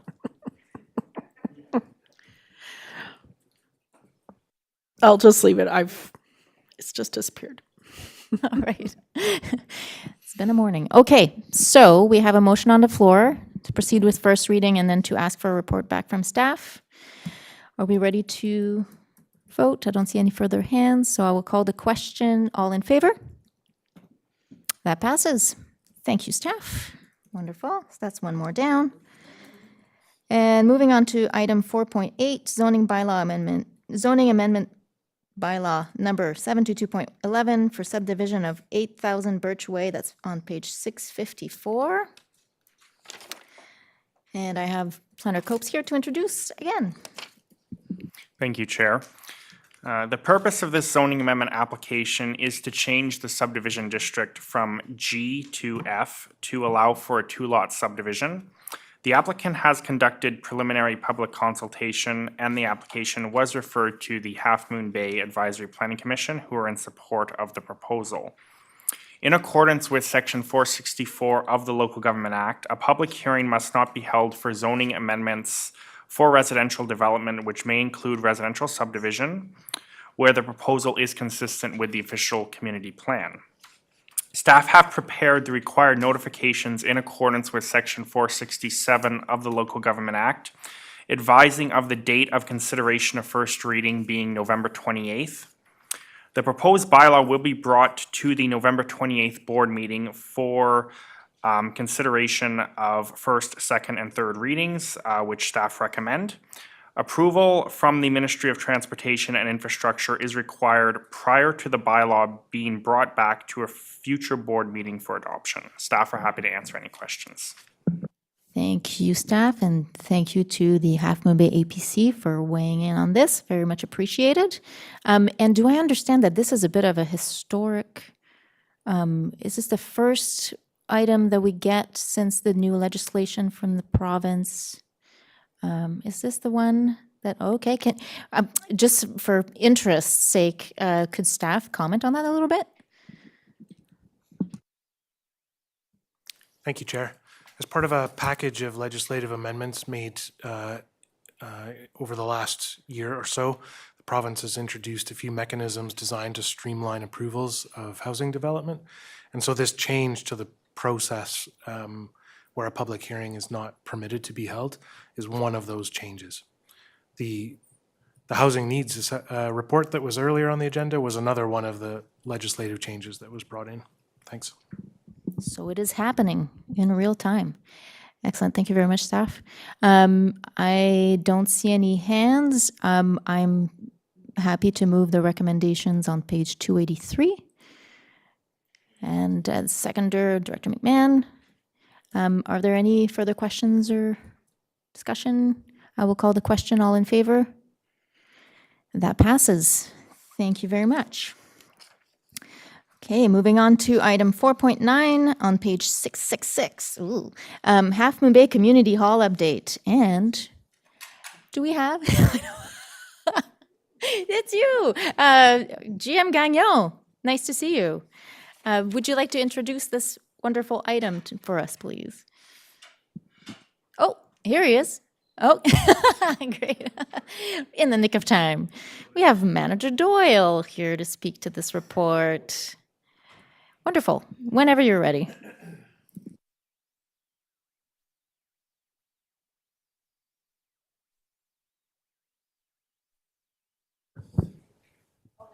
Oh, the green means go.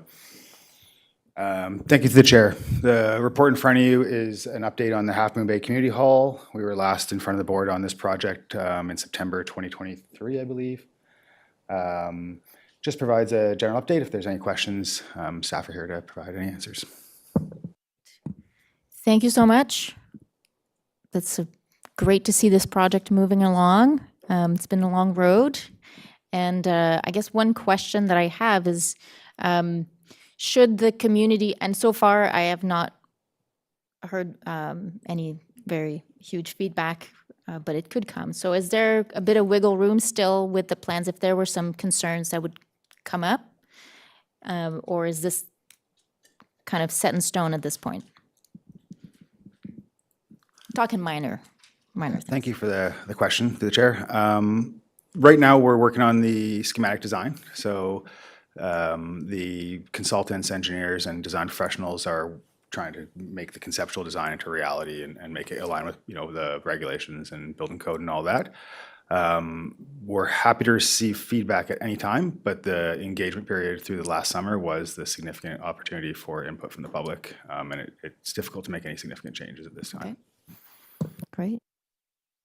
Director McMahon. Yes, it's nice to see this. I particularly like the inclusion of sheltered outdoor space because we have a real lack of that on the coast. I'm just going to ask, I'm sure I've asked this before, but I'll throw it in again.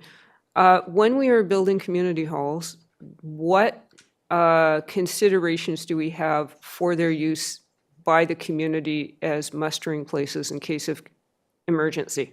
I had a meeting with my community association last night, and there was a lot of discussion about what we do in emergencies, especially prolonged power outages or other, other emergencies on the Sunshine Coast. So thank you. Staff. Oh, GM Hall? Thank you, Chair. The emergency program maintains a list of community facilities that might be used as reception centers. And so as new facilities are developed, that information is updated. The capabilities of any given space are included in the information that is provided. I don't believe that in this particular development that there are features that are specific to use as an emergency shelter. Thank you. Thank you. And I will ask staff, what kind of communications will happen to, I'm thinking specifically of the neighbors, the people who are the most in direct proximity to this new project. How, or are we communicating with them as to what they can expect next year when construction begins? Yeah, thank you for the question, and that's a great question. Right now, we are working with our consultant and our construction team to determine, how we're going to implement this plan. We're looking to conduct 2 significant phases. One will be the utility upgrades. There'll be a set of work related to that, mostly trenching and some earthworks.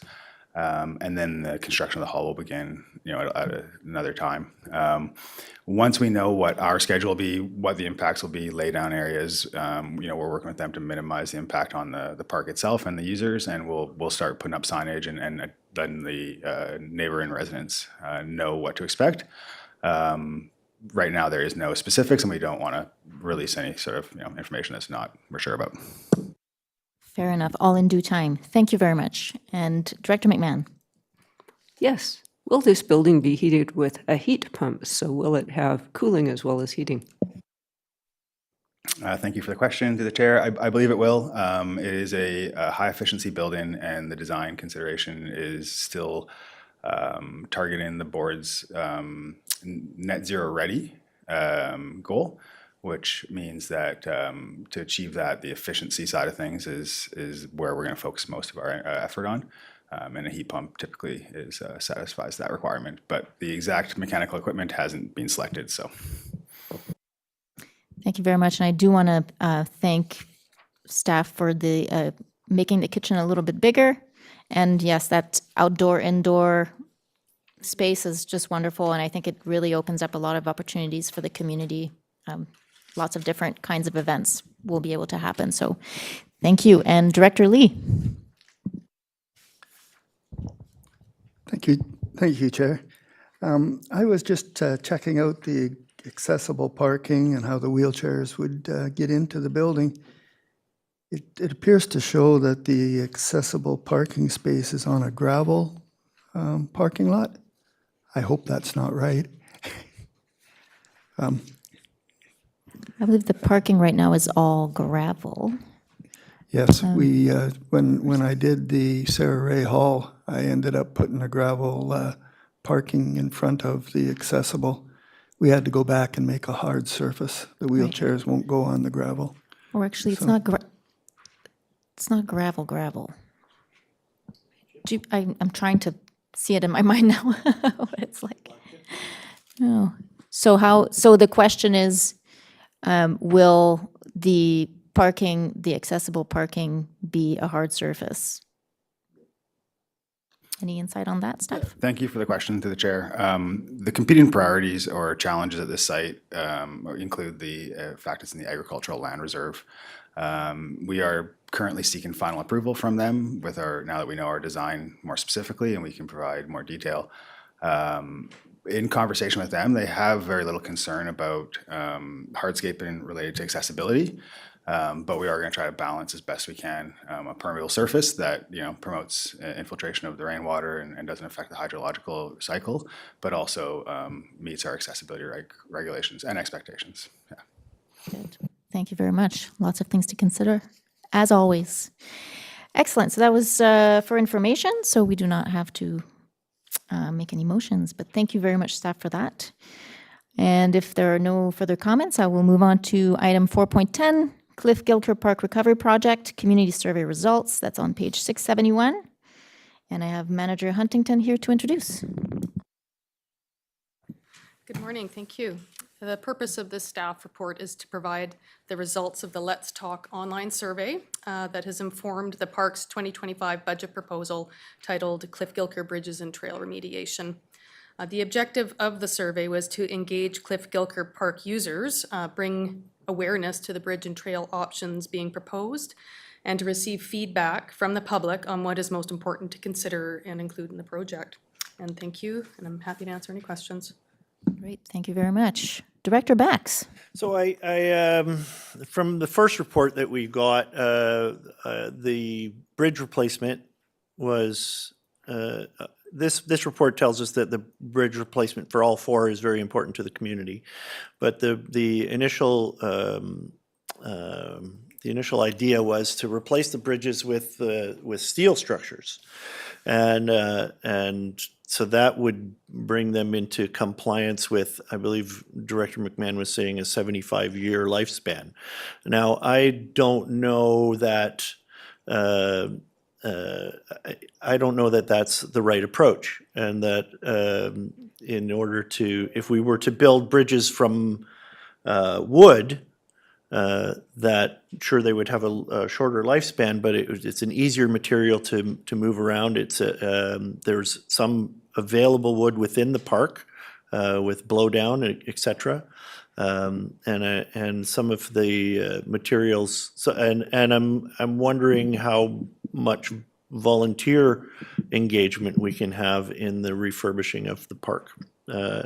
So what is the thinking behind steel bridges as compared to wooden bridges? Okay. Oh, I have Jim Gagnon ready to answer. Thank you, and thank you for the question. I just want to reiterate that this is a report on the community engagement. It's not a report on the actual construction of. And so that is yet to come through to budget, and there is an additional report on the budget agenda, which talks about the construction options. In terms of the bridges, the consultant that we utilized to help us do our plans, we had some criteria that we looked at in terms of durability. We have to meet certain codes with our bridges, and environmental considerations. Those were criteria that the consultant used. You will see those are also very highly rated by the community in terms of durability, longevity, environmental considerations. And so we're trying to balance all of that together in what we're bringing forward in a report. So some of the bridge structure will be wood, but the structural, I'm not a bridge person, so the words elude me, but things like the struts of the bridge, the foundation of the bridge, those could be, those will be, they're being recommended as steel in nature, but the bridge, the intent is that it also blends into the park as well. But as I mentioned, that is a conversation and part of the report that is forthcoming, probably for a good discussion at R1. Thank you so much. Great, thank you. And so I think I heard you say that there will be some options in that report.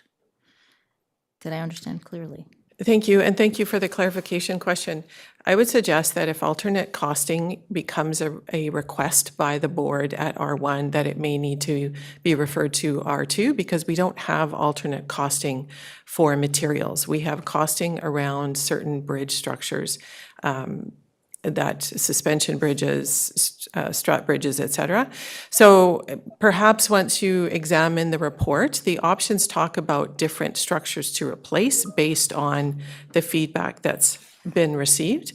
And that's in the report, but actual materials and supplies, that's not been considered in the report. Thank you. Thank you. So we'll keep that discussion for round one. Thank you so much for that. And I guess those survey results, thank you so much for running that survey. Lots of responses, really good. And that should inform our decisions later on. So I don't see any further hands. So on that, I will thank Manager Huntington. And we will move on to item 4.11. Electoral, well, I guess we could, are we okay to talk about the minutes as a whole?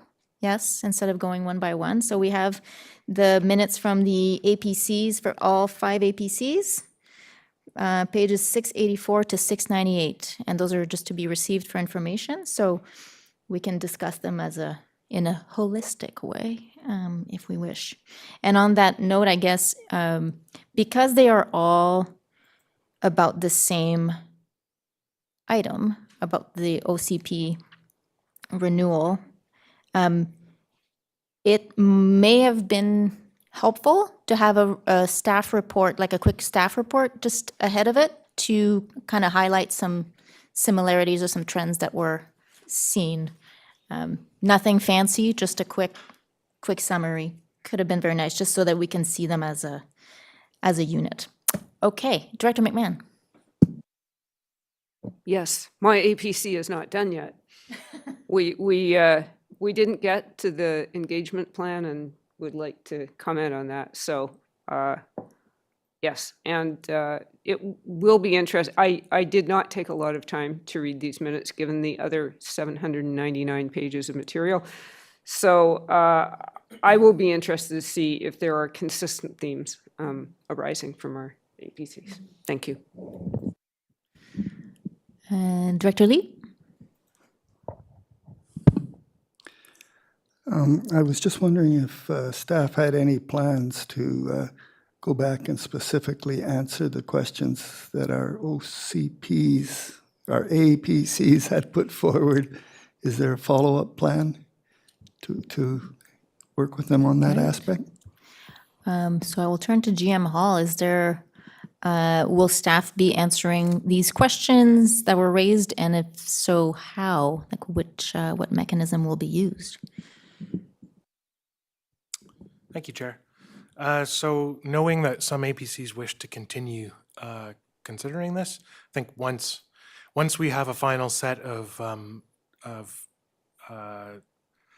discussion notes or minutes, staff will conduct some analysis and consider the best strategy for responding, probably providing information back to all APCs.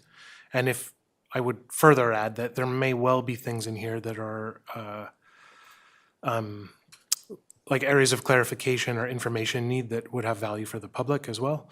So in addition to responding to APCs through either a follow-up report or attendance at a meeting for dialogue, we'd also consider adding material to Let's Talk or other channels as may be appropriate. Thank you. Thank you, GM Hall. Director Bax, you haven't spoken to this yet. Yeah, so I'm wondering, my APC meeting for November was canceled because there was nothing, but now we have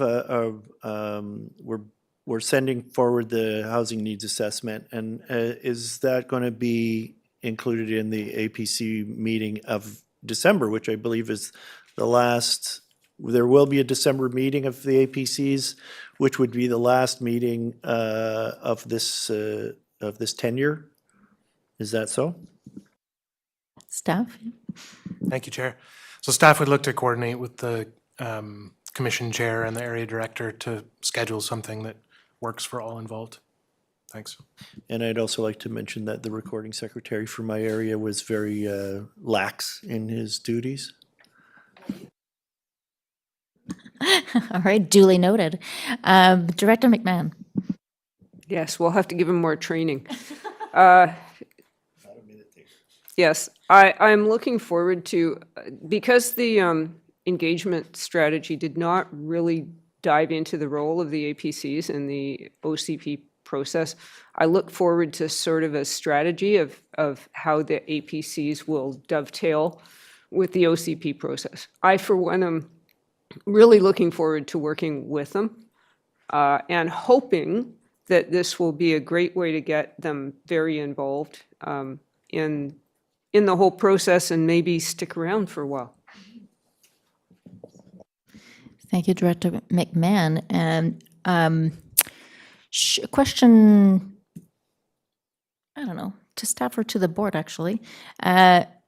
If we consider a harmonized OCP, would there be value in having a sort of a regional APC, which could be made of members of each APC? I don't know if anyone has thoughts on that, or if staff has explored that idea.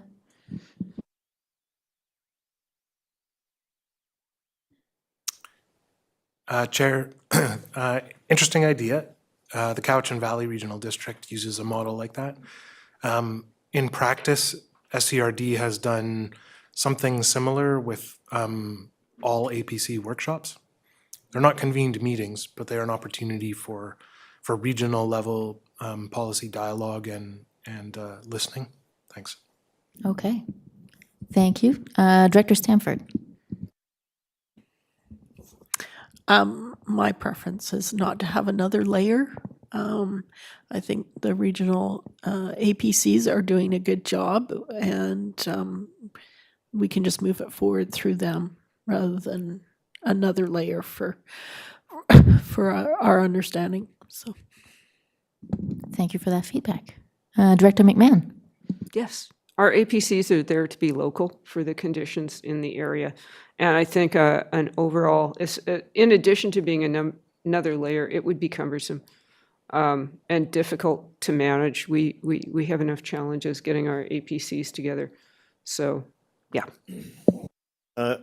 Thank you. Director Bax. Sorry, yes. I do have to concur with the other two directors, but also talking about workshops for all the APCs together, to bring them all together at some point, especially during our OCP renewal process.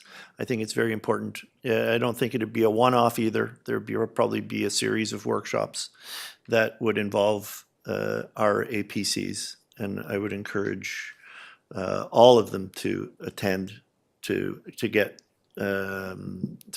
information from the staff and on how the process is going forward. I think they would be happy to attend. Director Stanford, is your hand residual? Yes. Okay. So this is an ongoing. We're going to see this OCP renewal project again, I'm sure. This will come back. So on that, if there are no more comments or questions, we're going to move on. No communications, no motions, no new business. So now it's time to go in camera. So I will look for a motion that the public be excluded from attendance at the meeting in accordance with Section 91K of the Community Charter. Do I have a motion? Moved, seconded, all in favor? And we will be moving to in camera. Thank you to our gallery. Oh, and I should ask if there are any questions from the online gallery or IRL gallery before we go in camera. I don't see any hands. Okay, so we will be going in camera. See you later.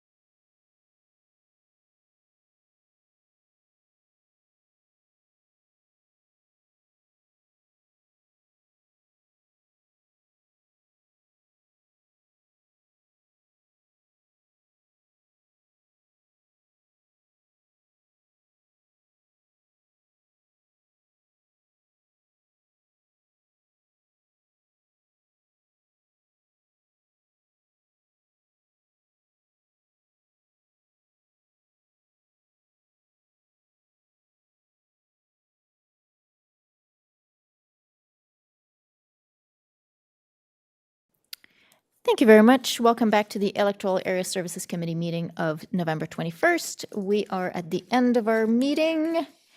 So I will be looking for a motion to adjourn. And that is moved, that is seconded. All in favor? We are adjourned. Thank you very much.